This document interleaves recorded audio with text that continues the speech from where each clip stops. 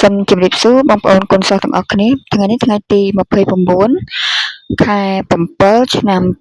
2026ចាអញ្ចឹងសម្រាប់ថ្ងៃហ្នឹងក៏នឹងមានតម្រូវលេខលេខសំណាងចែកជូនដល់បងប្អូនក៏ដូចជារាសីប្រចាំខែ8សម្រាប់អ្នកឆ្នាំចចាសម្រាប់ម្សិលមិញគឺលេខរបស់យើងបានចូលខ្ទង់អូសហើយនឹងលេខលើក្រោមណាចាសម្រាប់3លេខរបស់យើងចូលឡូហើយនឹងម៉ោង6គឺវាស៊ីមកគ្រាប់ណាបងប្អូនអរគ្នាចាអញ្ចឹងសម្រាប់តម្រូវលេខលេខសំណាងរបស់នាងខ្ញុំក្នុងថ្ងៃនេះគឺមាន16 26 91ចាហើយសម្រាប់បាសនាគឺយប់មិញគឺនាងខ្ញុំមានសពឃើញថាទៅទិញត្រីឆ្អើគេលក់អ្នកផ្សេងគេទិញមួយក្រាស់800នាងខ្ញុំប្រាប់គេថានាងខ្ញុំទិញមួយក្រាស់3000ចានេះសម្រាប់បាសនាណាចាហើយសម្រាប់រិស័យសម្រាប់អ្នកដែលកើតឆ្នាំច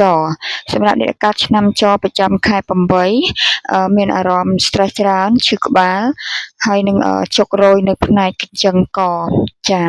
ហើយនឹងផ្នែកកលៈដៃចានឹងសម្រាប់អ្នកឆ្នាំចមានការថែរក្សាសុខភាពជាពិសេសខាងបុរសខាងផ្នែកវ័យរៀងចំណាស់បន្តិចផងដែរចាជាស្រ័យនឹងខ្ញុំភ្លេច67មកគ្រាប់ទៀតណាចានេះខ្ញុំឲ្យ67មកគ្រាប់ទៀតចាហើយសម្រាប់ការងារមុខរបរការរកស៊ីរបស់យើងគឺមានភាពរកម្មរកុសច្រើនរដប់ច្រើនមានបង្កនៃបញ្ហាបុគ្គលបង្កនៃបញ្ហាในផ្នែកការងាររបស់យើងមានអារម្មណ៍ថាយើងធុញថប់ច្រើន stress ច្រើនជួបបញ្ហាចិត្តតែទម្លាក់មកឲ្យយើងរហូតអញ្ចឹងណាហើយការងារធ្វើទៅមិនរលូនសោះការងារមុខរបរខ្លួនឯងក៏ដូចគ្នាការងារធ្វើអីគេក៏ដូចគ្នាមិនរលូនមិនទៅមុខសោះជួបតែរឿងស្មុគស្មាញមិនចេះជាប់មិនចេះហើយតែម្ដងសពនភាពស្នេហាមិនសូវជាផ្អែមល្ហែមដាក់គ្នាទេមានការតោះតែងតោះពាក្យសម្ដីឆ្លោះប្រកែកគ្នាមិនសូវជាត្រូវរើគ្នាទេចានេះសម្រាប់អ្នកឆ្នាំចសម្រាប់ខែ8ណាចាបងប្អូនអរគ្នាចាហើយសុខភាពក៏ជាមិនសូវជាល្អទៀតផងដែរចាថែរក្សាសុខភាពផងដែរក៏ជូនពរសម្រាប់អ្នកឆ្នាំចសូមឲ្យមានសេចក្តីសុខដូចចម្រើនសូមឲ្យសុខភាពល្អប្រសើរសូមឲ្យរឿងមិនល្អសូមឲ្យคลายមកជាល្អឡើងវិញផងដែរណាចា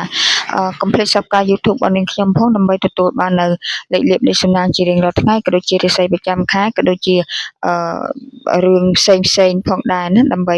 យកទៅកែខៃកែកុនដើម្បីឲ្យបានល្អប្រសើរចាអរគុណសុខសប្បាយសុខចម្រើនហេងក្នុងថ្ងៃនឹងផងដែរអរគុណ